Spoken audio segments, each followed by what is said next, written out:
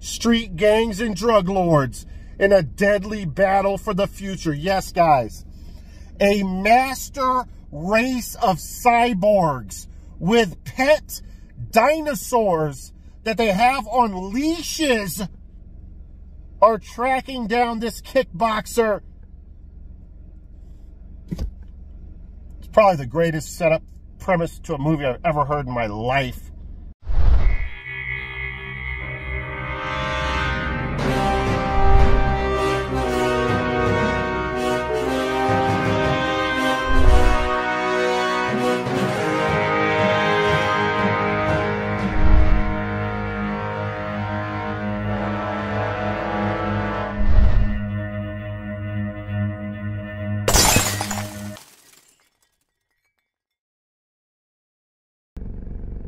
What is up, everybody? Welcome back to the channel. Welcome back to DVDs, Nuts, and Popcorn. I'm your host, the PWM, the Physical Media Mac. I have a very creaky, vibraty dashboard, guys. I spent the last 20 minutes trying to get my dashboard and my car not to shake and vibrate and make noises. And all of a sudden, it's quiet. But I know that's going to change during the course of this video. But Lord forbid I search for an ounce or an inch of professionalism on this channel. After all, I am recording videos in my car, guys. Speaking of my car, I had an interesting comment recently on my Blu-ray collection, kind of laughing at the fact I was doing a Blu-ray collection in a car. And it kind of struck me, yeah, that is kind of odd. So my question to you guys is, has anyone ever done a I'm not talking about like 10 movies, a serious 75 to 100 movie collection, or more than that, obviously. Like a real collection, Blu-ray collection in their car. Has it ever happened before in the history of YouTube? Well, if you told me PWM, yeah, this one guy, Mikey Mike, or whoever the hell, did one back in '93. I could believe that. It's not something that's just totally unbelievable. But if then I said, has anyone ever done a Laserdisc collection in their car? I don't even have to wait for your answers, guys or girls. I already know the answer. No one has ever done that. We do unique, exclusive, never seen before stuff on my channel. The PWM is original. Alright, guys, I almost didn't do a video today. I was like, man, feeling really lazy, wanted to kick back, play some video games. And then I said, how am I going to do that to my legion of fans out there that depend on these videos to drop every Sunday of me breaking down some mother-freaking movies? And I said to myself, I can't do that. I cannot leave you guys without the PWM breaking down some movies. So let's get started. As usual, I have my Starbucks here. They make a good bean, that Starbucks. They make a really good bean.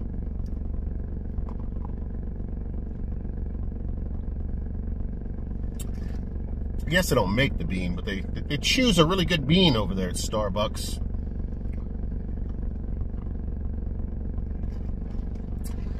No sugar as usual.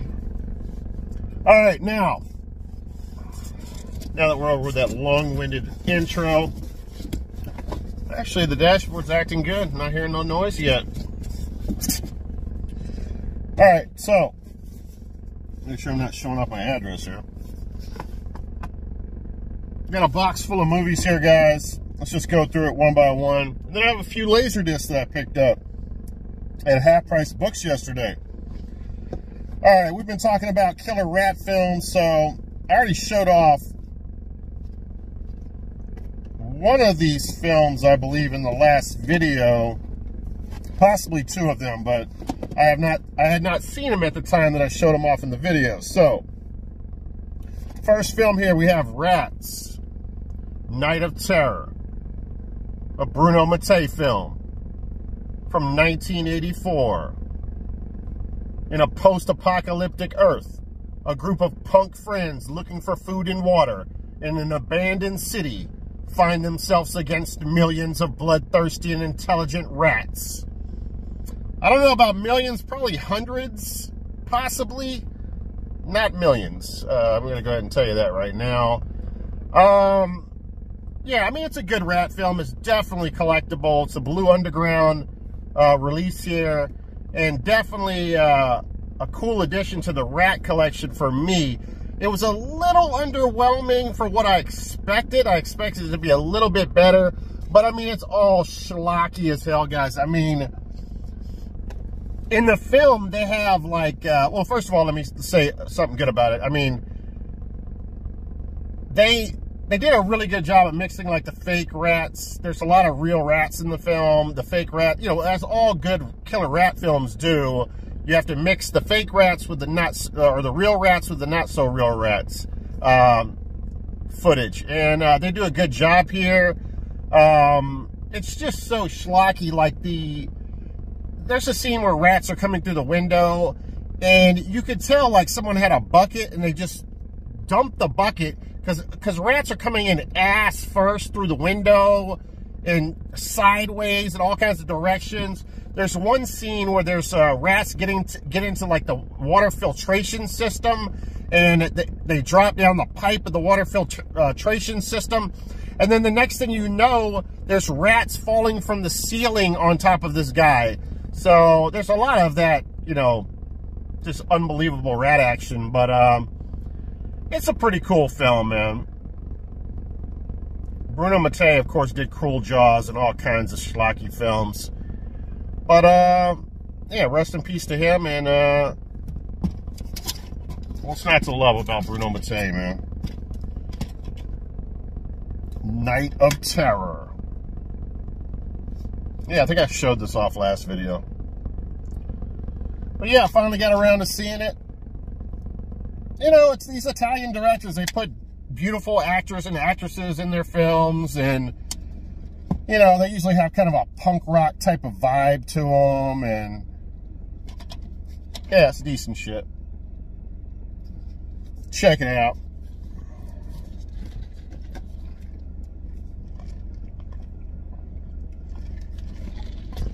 All right, next up here.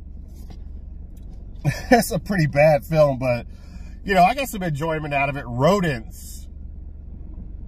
And, yeah, I mean, this, let me see if I can read this. Walter and Professor Irwin believe believe that their green miracle formula is the key to regeneration of damaged cells. But late one night, I can't read it. I cannot read it. I don't know what, I got my reading glasses underneath this, or my reading lenses underneath it, but for some reason, I guess the prescription on them is not good enough to read. Or maybe the writing is just so bad on here. But anyway, it says hide the cheese. Now, there's a giant rat in this film, and then a lot of regular sized rats. But it is kind of, you know, it's really a bad film. And at the end of the day, there's a guy dressed in a rat suit running around, you know, for the big rat, which is just, it's just so cheesy that it's just really bad. I don't know how else to put it. But they do use some real rats. There's a lot of CGI rats in this film too. But the beginning is cool. Like, they're in a lab, and it reminds me of Reanimator, where they have the green glowing chemical, and they're like injecting that into rats, and the dialogue is real cheesy and hilarious between the guys in the lab and stuff. And I don't know, man, it's got kind of a cool vibe to it, but it's collectible. I mean, I'm glad I have it as a killer rat film. And it's got some funny scenes in it, man. It's pretty funny. It's a decent flick. I still would recommend it, even though I'm talking like it's the worst film, but I'd recommend it. All right, finally got around to watching this remake here. I did not pick this up the last couple of weeks, but I had it in the collection. I had not seen it in a while. 2003's Willard, which is actually a remake. I don't think I've ever seen the original Willard, but this one gets talked about so well. It's supposed to be such a good remake that people are like, you can watch either one. You're probably going to prefer the remake. Now, Crispin Glover's in this. He's amazing in this film. But also, not to be overdone, R. Lee Ermey is his boss in this film. And R. Lee Ermey does what he always does in films so well. And he's just a total asshole of a boss. And you want Crispin Glover and the Rats to kill him so bad in the film. And, of course, R. Lee Ermey's from Full Metal Jacket fame. And, of course, Texas Chainsaw Massacre. He was in 2 of those films. Or 1.5, I guess you could say. But, yeah, really cool rat. I mean, I can see why this was in most people's top 5 killer rat films of all time. Really good film. In many ways, a black comedy. Dark comedy. Not that there's any black people in it. Yeah, one of those. Yeah, wonderfully deranged. And that's a great way of describing Crispin Glover. He is wonderfully deranged in this film. Probably his best acting performance of any movie that I've ever seen him in. Definitely a really good killer rat film. Definitely need to check this one out. There's really good, again, blending the real rats with the fake rats. And there's a really cool scene. I think it's if I remember correctly, it's an elevator shaft, or rats fill up an elevator shaft. And it looks really hauntingly cool. So definitely check this one out. Crispin Glover's got a bunch of rats working for him. Or does he? Or will they work against him? Non-spoiler. I won't answer that question, guys. I take my killer rat films too seriously to spoil them.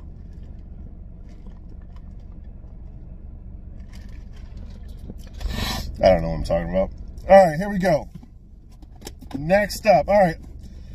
Killer rat films aside here. Picked up a lot of non-killer rat films in the last couple of weeks here. All right, what do we want to go over?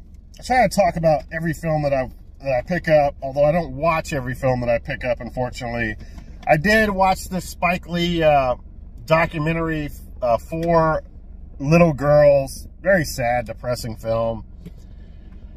And, yeah, man, just about, brutal racism. I can't remember, where was this at?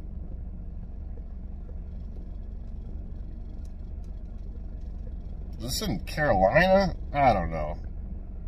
Wherever it was at, they had, like, black people in that town that was doing good for themselves started building, like, their own community on this hill. And, built some nice houses up, and these were well-to-do black people. And they started calling it Dynamite Hill because Klan members and associates of the Klan would go up there, and they had like a lot of dynamite in that town, and they would just like try to kill black people with dynamite and shit. Man, it's really sad. I don't know if I'll keep this in the collection. That's not really something I want to keep. It's just sad state of affairs in our country at that time. All right, now, what else do we want to go over here? I love how, like, older people that work at thrift stores, I think they get Blu-rays finally, from top to bottom, from the people sorting to the 60-year-old lady at the cash register. They get Blu-rays because they're blue, the cases, so it's kind of easy.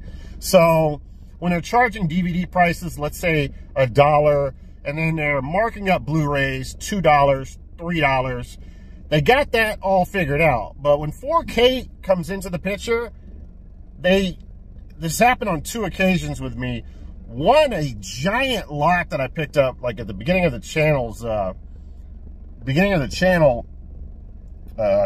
infancy. I picked up tons of 4K someone had donated.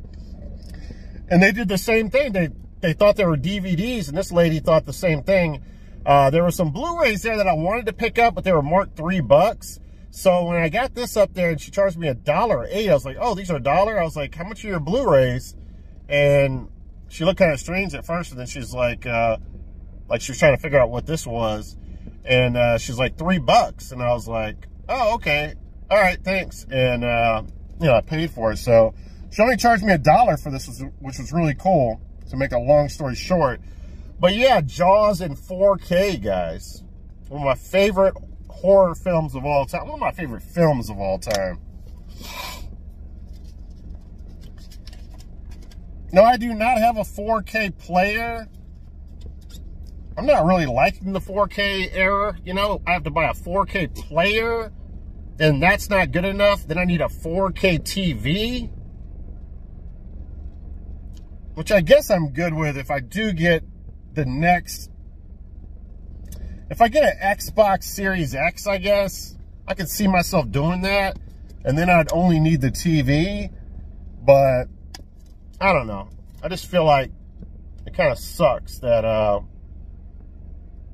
feel like what I'm trying to say is I feel like every TV should play 4K. You shouldn't have to have a 4K TV, but I guess that's kind of stupid because my TV is probably like 12, 13 years old. I mean, I have to upgrade at some point. But anyway, all right, forget what I'm saying. Yeah, this is really cool.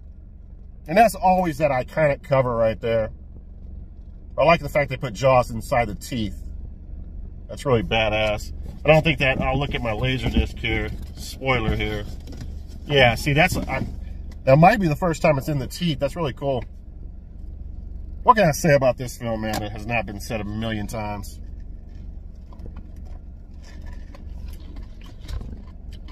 Rest in peace, Roy Scheider.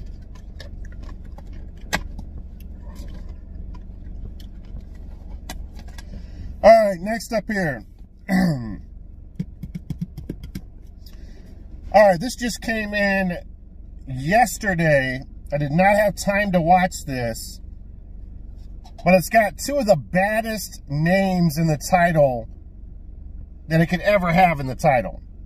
I bought this off a name alone. Ninja Terminator. What is badder than a effing ninja, guys? And what is badder than a effing Terminator? And you put the two together and you get the baddest mother-freaking thing of all time. Ooh, I might be able to read this. Oh, maybe not. God, dog, man. This prescription sucks. The secretive and mysterious ninja technique is still alive, and the divine power it embodies is in the Golden Ninja Warrior Statute. To gain superior strength, one ninja must possess all three parts. 3 of the Ninja Empire's top students steal a part of the statute. Oh God, I just cannot read with these glasses. I don't know. It's got Richard Harrison, which was in this. Director of this film. He did a bunch of like schlocky films and stuff. Richard Harrison was in a bunch of the movies. Bruce Stallion's in it. It says, when the last 3 ninjas fight, only one will survive. I heard this like takes like 4 or 5 different movies and chops it up and uses parts from those movies, which is hilarious. And they have like, I think there's like breaks like all the ninja rules. I think there's a ninja wearing camouflage in this film. And yeah, this is supposed to be like a really cheesy ninja film. And it looks epic as hell, guys. I cannot wait to watch this shit. I know it's going to be a lot of fun. Oh, Godfrey Ho is the director of this film. And he's known for making some of the cheesiest films of all time. This is going to be badass, I can already tell you right now. Ninja Terminator. I probably didn't do that justice, but trust me, it's going to be badass.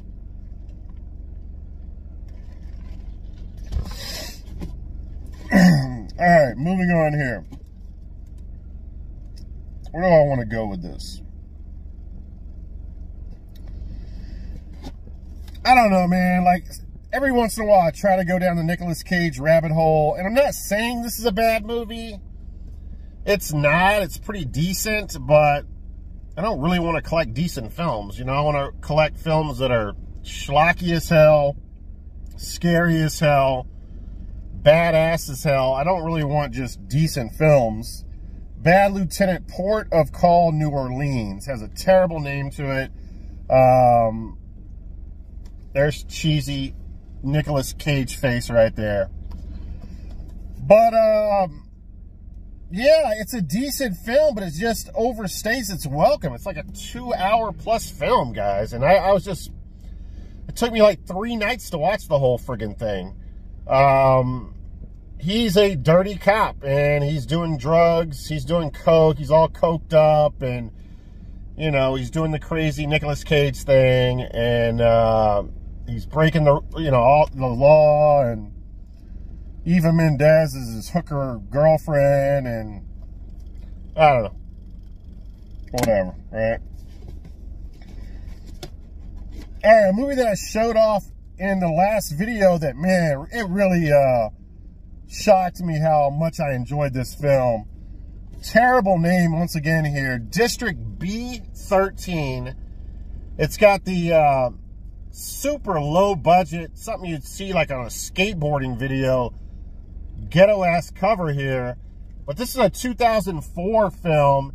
It features Cyril Rafali and David Bailey, I believe is his name, who are both, David Bailey, I believe, studied Kung Fu, and Cyril is a martial artist. I think he's won like some tournaments or championships or something like that. So they're the real deal.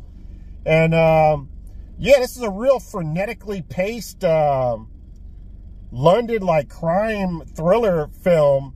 And, I guess in London, in this sector that they're in, this District B13, they built walls around the city, and if you're trapped inside of it, it's kind of like a lawless society. It's supposed to be Paris in 2010.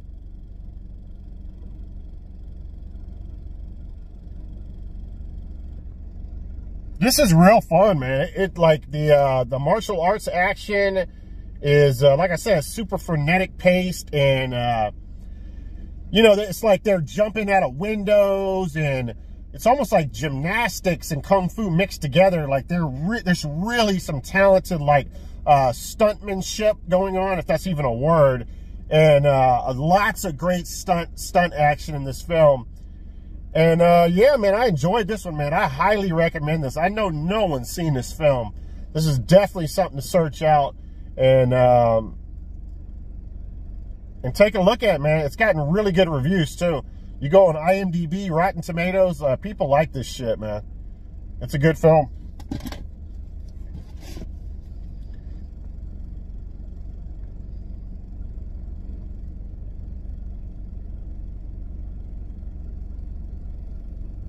Probably didn't explain that well, but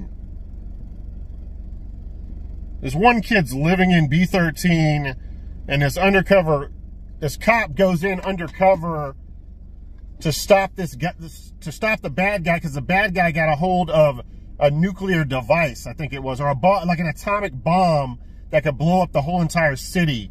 And the bad guy in the film kidnaps the other protagonist that lives in B13, kidnaps his sister, and the undercover cop goes in and befriends him. He doesn't know he's an undercover cop at first, but he finds out really fast. And they become a team to fight against this bad guy to retrieve the sister and to stop this atomic bomb from going off. And there's some backstabbing going on with the police force and stuff. A lot of shit like that going down.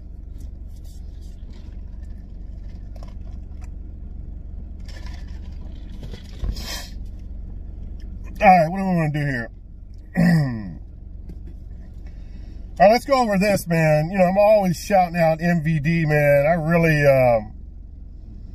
appreciate these releases. Even when they don't hit it out of the park, like this film, I still appreciate because they're trying, and I know they're going to bring more movies like this to the forefront, and I just applaud their efforts, man. And this is Killzone, not to be confused with the epic video game released on the PS2 and the sequels released on the PS3 and so on and so forth. Now, Ted Pryor is in this. I've become a big fan of Ted Pryor. I think Ted Pryor was in Killer Workout. That's something more mainstream that you guys would know. But I first found out about Ted Pryor in Deadly Prey, one of my favorite Rambo-esque type of films of all time.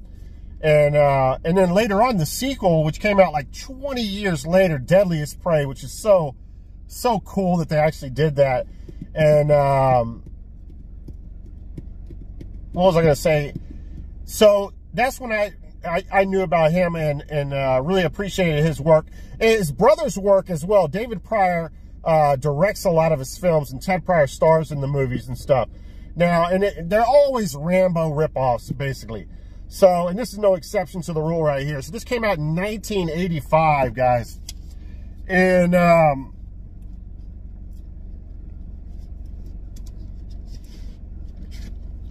so there's the regular. Wait, does it have the original? Oh, the original is on there too. Okay, well. Oh, this is what I was looking for. I don't know. MVD does a really nice job, man. I just appreciate the effort they put in. Got a little posterette here, which is really badass.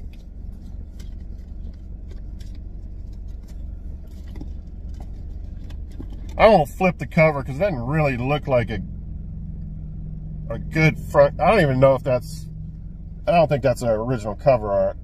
I think they have the original cover art there. A little inner art, which is cool.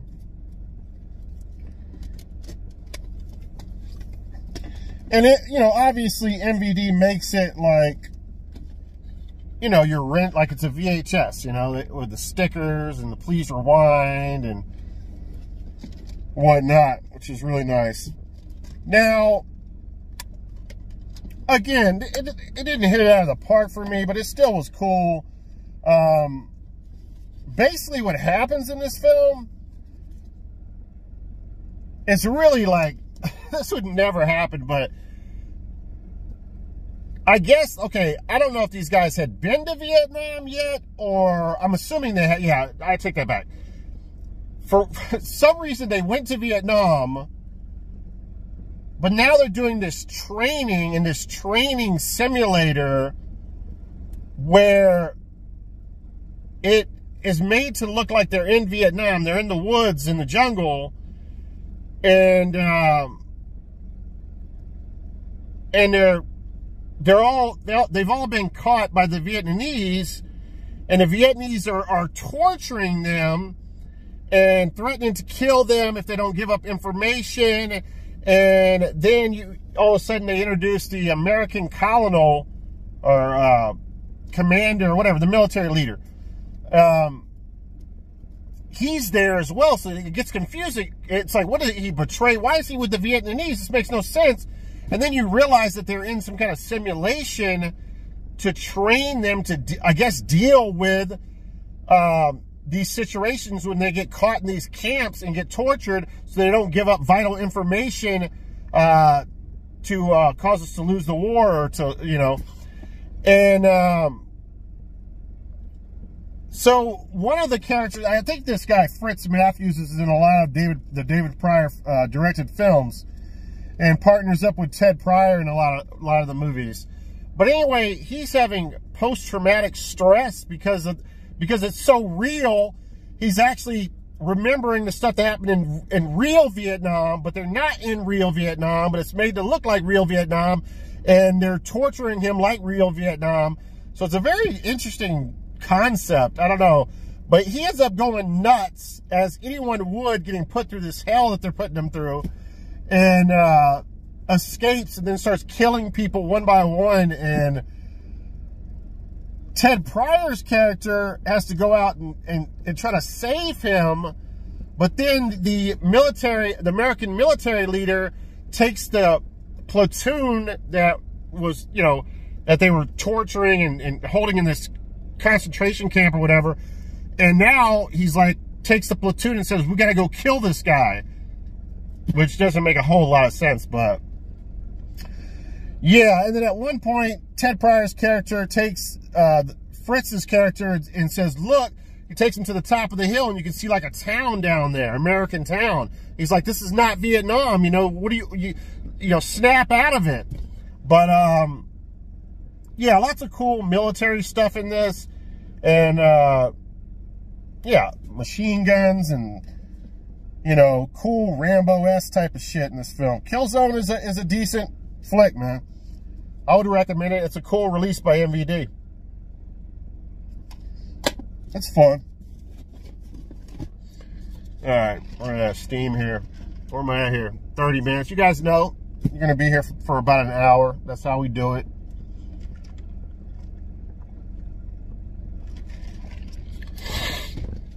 That's how we do it on here. All right, next up here. God, I love this cover art. This is a Severin film, guys. A Severin release. And I would buy this movie just off of the cover art alone. And the name. It's just, without a doubt. If I heard this is the worst film of all time, I'd buy it. Off of that cover art? Are you kidding me? Being such a big fan of power tool killer films, Texas Chainsaw Massacre, Slumber Party Massacre, what else? Wasn't there like a driller killer? You know, I could go on forever. But anyway, this is a 1981 film called Bloody Moon. This is a Jess Franco directed film. And, yeah, Jess Franco directed a lot of crazy shit, guys. But, this movie is, like, really, parts of it are hard to get through because it's so, like, there's so many, you think something is going to happen and nothing happens. That's a running theme throughout the damn film. And it takes forever to get to like the first murder, and when it finally does, it does pick up a little bit, but there's not enough murders in the film, in my opinion.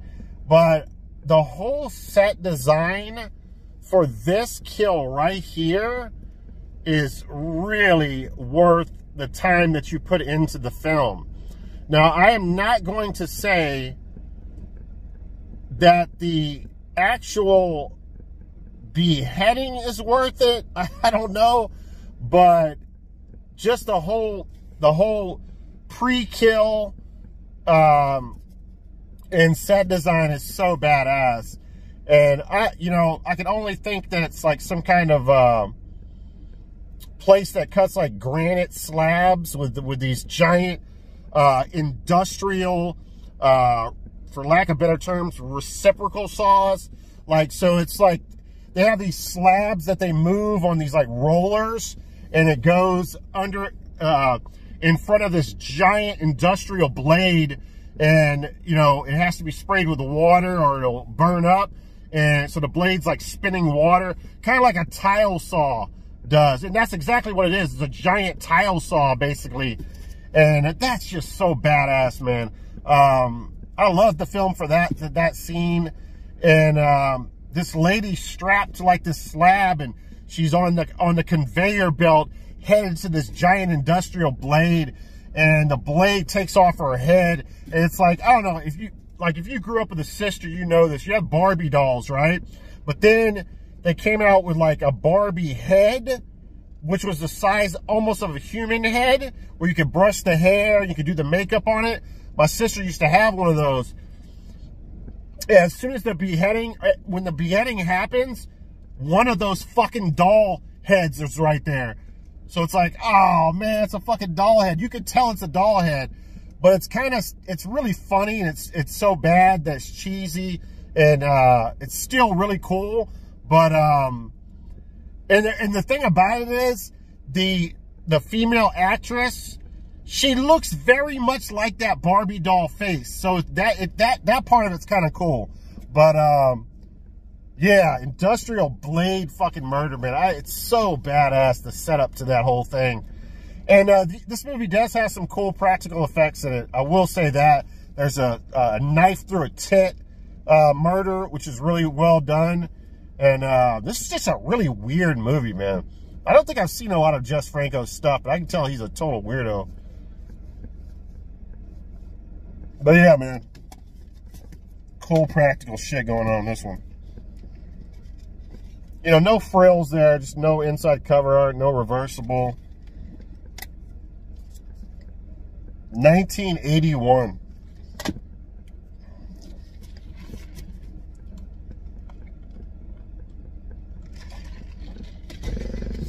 All right, so this is a movie that I just found out about recently, and I bought it immediately off of Amazon. This is an Arrow film here. Arrow release. Hired to Kill, 1990 action thriller directed by Nico Masterakis. I know I'm saying that wrong. Anyway, I don't think he's done much stuff that is noteworthy. This stars Brian Thompson. And if you do not know who Brian Thompson is, and you're a fan of Sylvester Stallone's Cobra movie, he's the Night Stalker in Cobra with a giant knife. Now, he's an intimidating guy, man. He's been in tons of movies. He always plays this intimidating, yoked up friggin' guy, man. Now, George Kennedy's also in this from the Naked Gun series. And Oliver Reed, who I didn't notice in The Brood. I saw The Brood and was like, I didn't really know who Oliver Reed was, but he starred in that. But he also was in Gladiator with Russell Crowe. Now, like I said, Thompson's character is all yoked up. Looks like a steroid friggin' junkie. And he's this mercenary in the film that is sent to a foreign country to free this rebel leader. But here's the catch. So, by the way, this movie is not politically correct at all. They're using the fag word. They are, there's a scene where he's like, well, let me set it up first. So, George Kennedy sends him over to this foreign country and says, you're going to have to, here's the scenario. We're going to make you a gay fashion designer. We're going to put the information out there to make you real popular in the country, so they're going to know about you and accept you and want you to come over to their country. It's like Cuba or somewhere they're going. And he says you have to get female models, or you have to get people that you worked with in the past, other mercenaries, and to join your team, because you're going to be a fashion designer and you need the models with you to travel with you over there. So he gets all these hot-ass women and stuff that used to be secret operatives and mercenaries and stuff, and he takes them to this training, his own little training center, and he trains them. There's one scene where he's like got no shirt on. He looks all like he's on steroids. He's shooting a machine gun, and looks like he's Rambo shooting a machine gun right over the girls' heads as they're crawling under barbed wire and stuff and training. So there's some really cool training sequences in the film. And so yeah, he gets them all where he needs to get them, and then they travel to that foreign country acting like he's a fashion designer, and they're modeling on the runways and stuff. And they befriend like the president of the country and stuff, but he's the bad guy in the film. I forget who he's played by. He does a really good job. And, or is that Oliver Reed? It might be Oliver Reed. Let me see.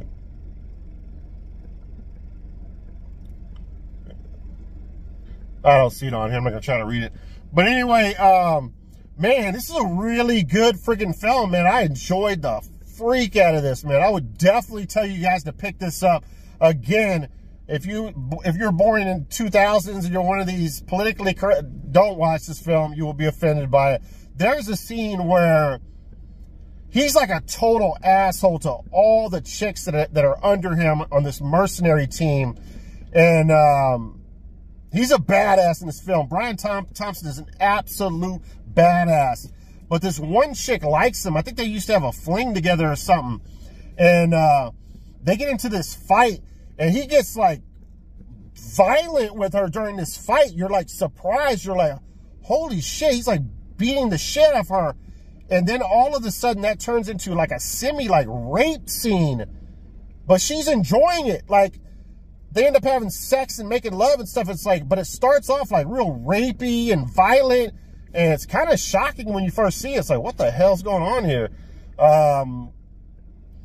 But yeah, man.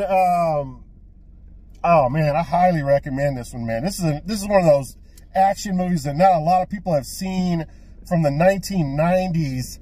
And at the beginning of the 90s, this is a 1990 film. What does it say? Brand new 4K restoration of the film. Approved by the director. High definition Blu-ray. I'm not going to read it. You guys can pause it right there and read all the bonus stuff.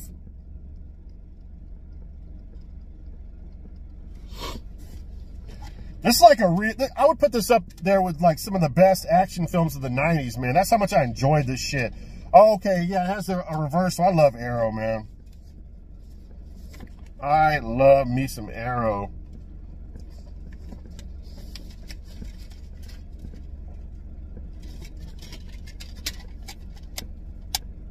It's got him holding some kind of Uzi, but then it's got like a cobra. You see his arm and then like a cobra.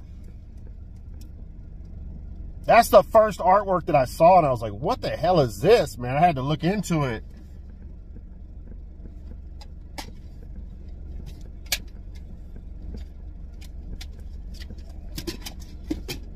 It's got this little booklet. Oh, I guess, yeah, I think that's Oliver Reed, the president of the other country, the bad guy.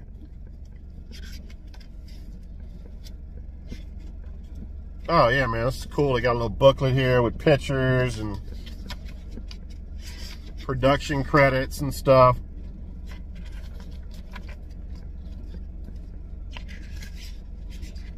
But yeah, Brian Thompson and a bunch of hot mercenaries, man. Like Charlie's Angel style kind of, you know what I mean? Really good shit, man.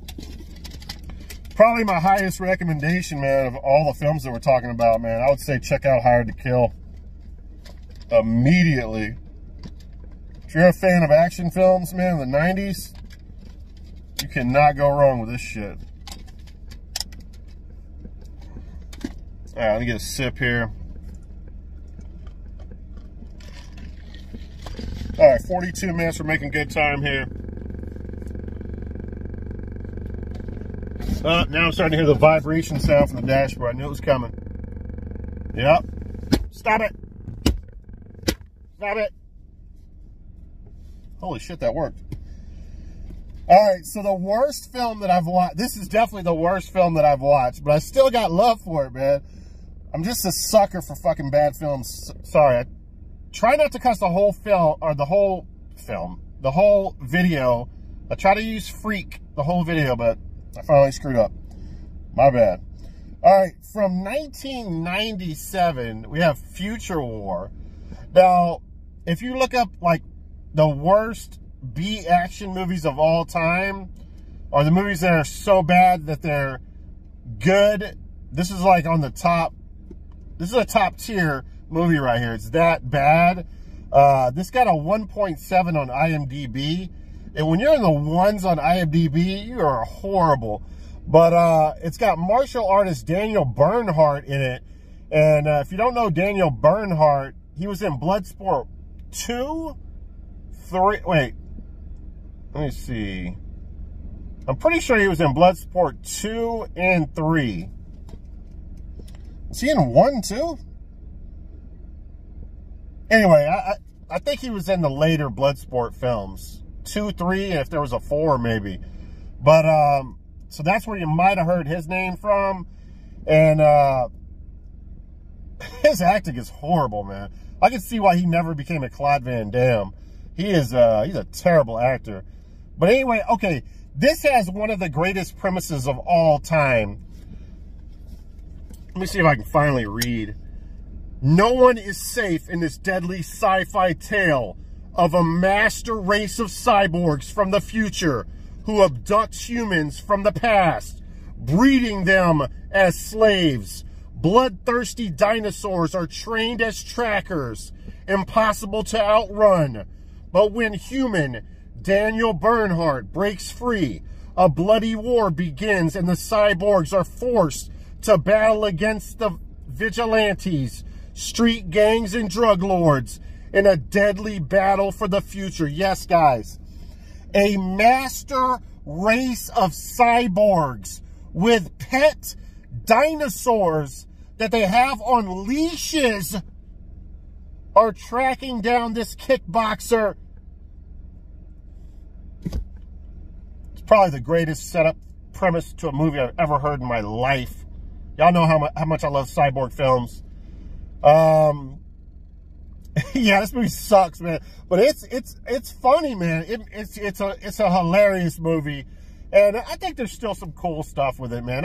You know what? I will keep this in my collection. I'm proud to own it. It's not like shameful or like a guilty pleasure or anything like that. It's fun. I'll watch the movie again, so it can't be that bad if I would check it out again. Future War, guys, check it out. But beware, it's pretty freaking bad.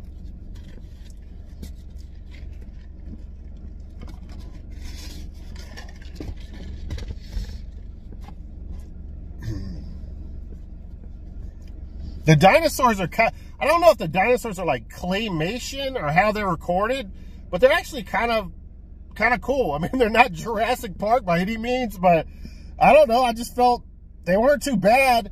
I mean, it's kind of hard to show a dinosaur in a low-budget film like this, and I thought they did a decent job with the dinosaurs.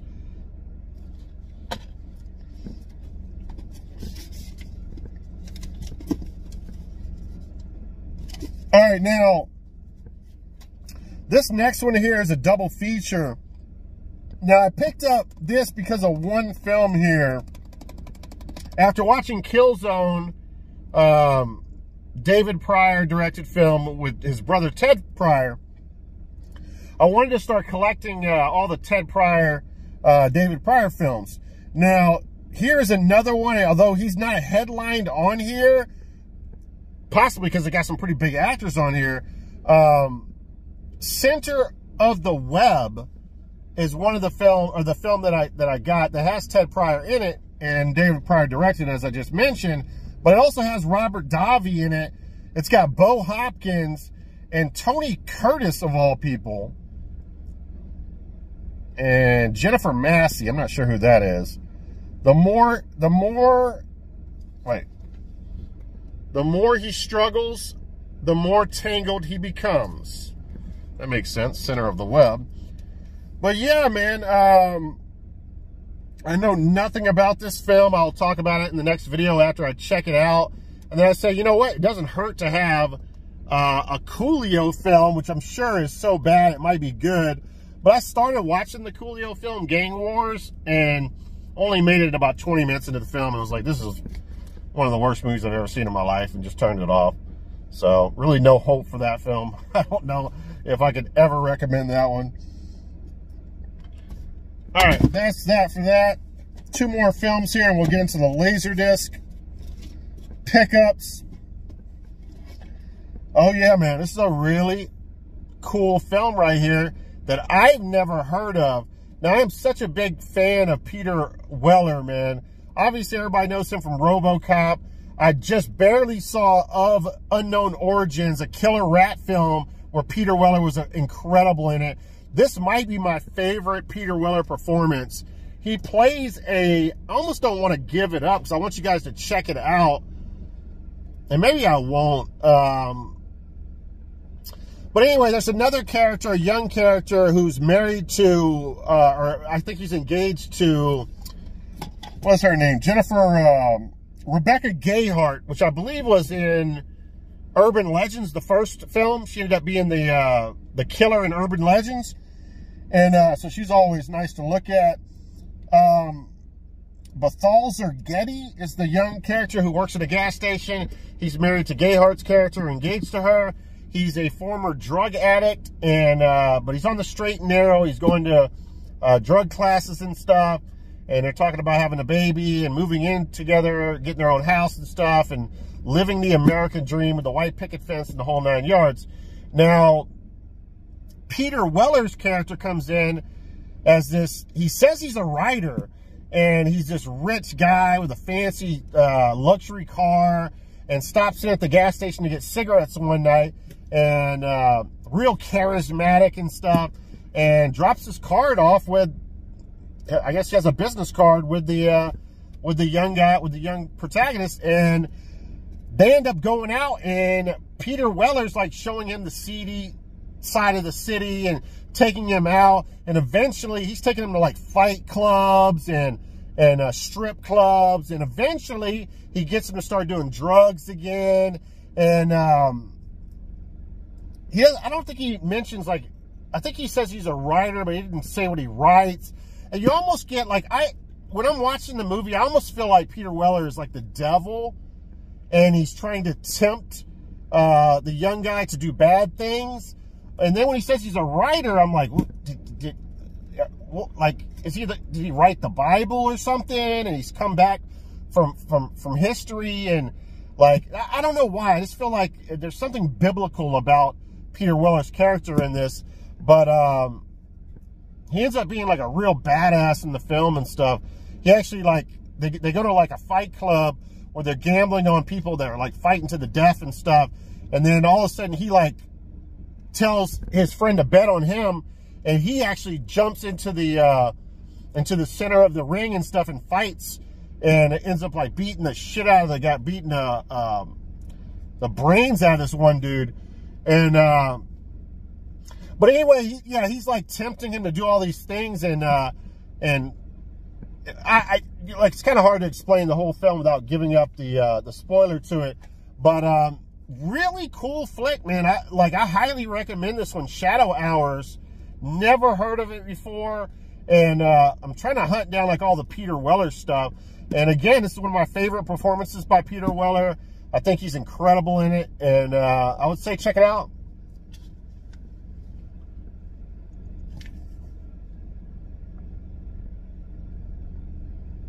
There's like another scene where they're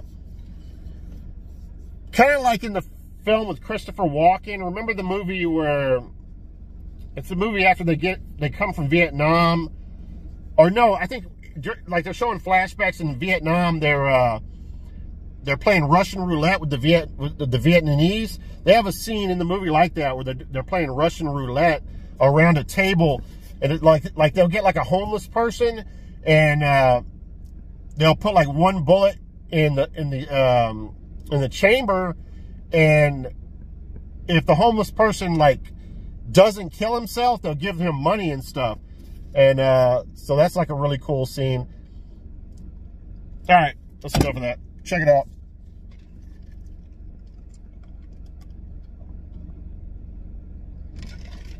I guess I started to say that because Peter Weller like says that's not enough, and he's like, he grabs the gun, he puts bullets in every one. He fills the gun up with bullets except for one. So you have like literally like 9 out of 10 chance of dying. And then Peter Weller like makes his friend, the guy who works at the gas station, like shoot the gun at his face and stuff. It's pretty intense, let me tell you.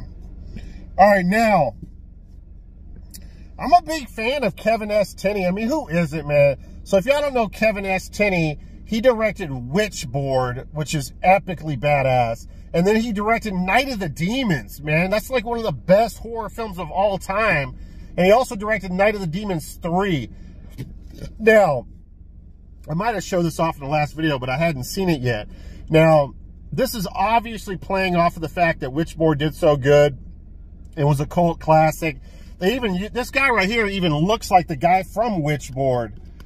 This is kind of like, I don't know, this is kind of a rough comparison, but it's kind of like Paranormal Activity mixed with Witchboard. That's kind of my feelings on Witch Trap. It's basically a ghost movie.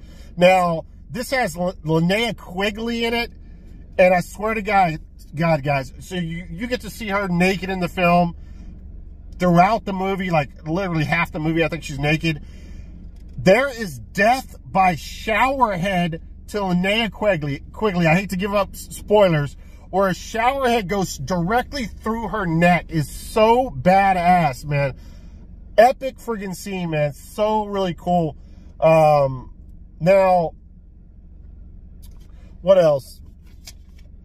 Yeah, great practical effects. There's some really cool practical effects murders in this film, and basically they go into this house and they're doing these seances. They're trying to talk to the ghost and stuff, and the ghost is this real, just like in Witch. It's the same as Witchboard, basically.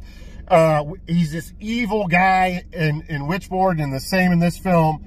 And he basically tells them to get out of the house. They don't get out of the house, and he starts killing them one by one, this entity of this house. And it's so hilarious. Like, Linnea Quigley's character gets killed with a shower head. They find her, and like a couple of them are like, we're getting the F out of here. The other ones that do not want to even leave, they're like, no, we're not done with what we need to do here. It's like, are you kidding me? This chick has a hole through her throat, and you still want to get the Ouija board out and talk to this friggin' guy? It's like, no way that would ever happen in real life. But it's got its cheesiness to it, but I enjoyed this one, man. I thought it was a good film. Definitely happy picking this up. Another MVD release, guys. Or is this MVD? It looks like, yeah, it is MVD.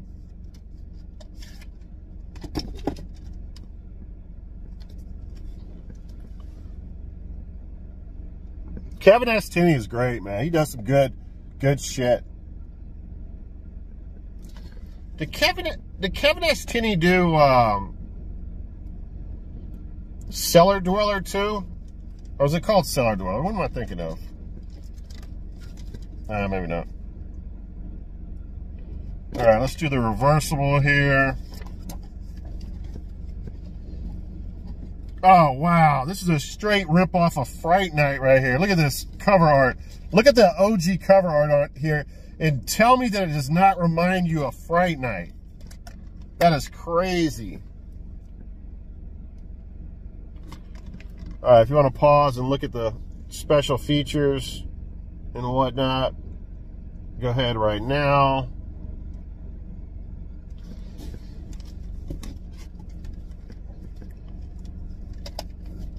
But yeah, I'd highly recommend this one.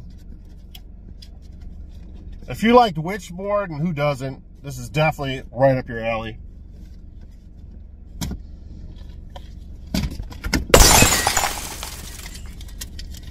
Damn it.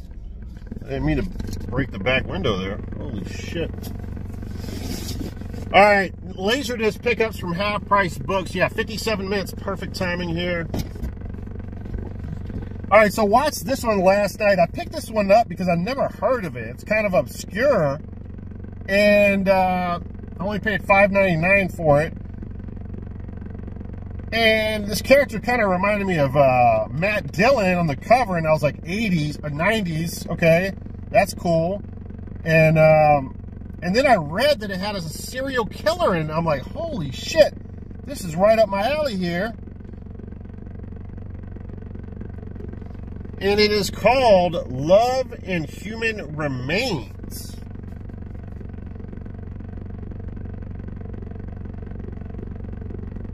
It says, these days it's easier to get killed than it is to fall in love. Now, this ended up being a really gay film. There's a lot of gay shit going on in this movie. But not just male gayness, but there's actually some lesbian action going on, some female on female, and the females are hot, by the way. But yeah, there's lots of gay shit going on in this film. But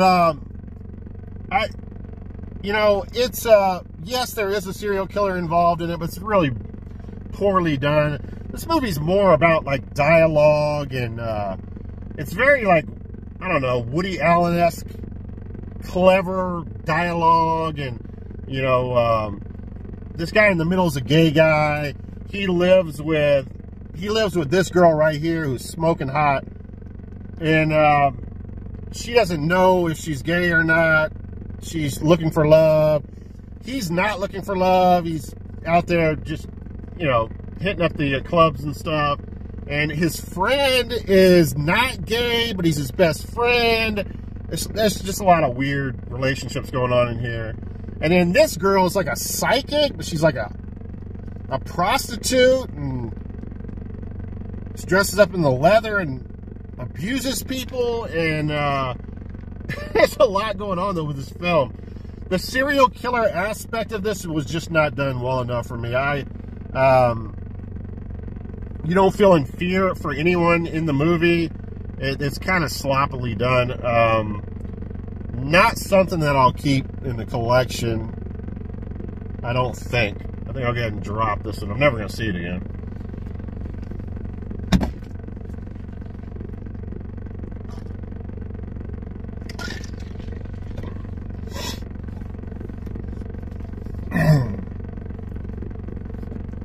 Oh, we'll show this one last. Let's pull out that. So I showed you guys the Blu-ray earlier of Jaws, and I was lucky enough to find, just for $4.99, a really nice condition copy of Jaws on Laserdisc. I did not own this on Laserdisc, guys. I think I own Jaws 2 on Laserdisc, and of course I own all of them on Blu-ray now. And then I have the 4K as I showed earlier.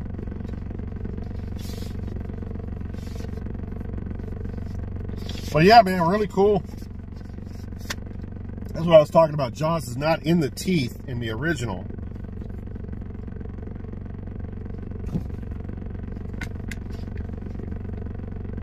Yeah, man, that's badass. Love having that. All right, last pickup here, and I'll let you go at the 101 mark here, or 103, or wherever we're at. I barely went over an hour. Deluxe Letterbox Edition United Artists triple feature disc. You don't see a lot of that on Laserdisc, triple features, which is really badass. And we have Charles Bronson in Chato's Land, Breakheart Pass, and The White Buffalo. So I just thought that was so cool, finding that Laserdisc. These cardboard box deluxe editions are always bent. This is in super ultra cool minty matte condition, guys. I was very surprised. And little known story, I am a huge fan of Charles Bronson, but I have not seen a lot of these. I've not seen a lot of his like Western style films. I've seen all of the his police movies. I mean, not police, his Death Wish films. But a lot of his Western stuff I've not seen. I don't think I've seen any of these movies. Chato's Land, Breakheart Pass, and The White Buffalo. I don't think I've seen any of them.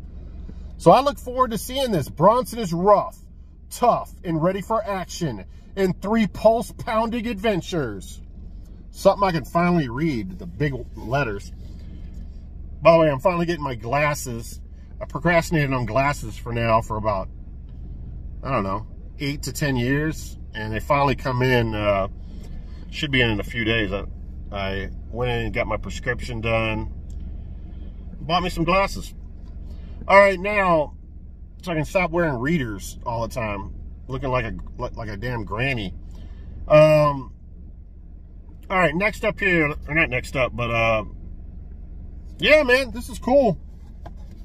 And it's got the nice MGM cover, Laserdisc covers. You know, like a really nice presentation here. And this comes with 3 discs. There's one for each movie. Really cool, man. Happy about finding that one. So I look forward to checking those movies out, and I'll talk about those in the next video, hopefully.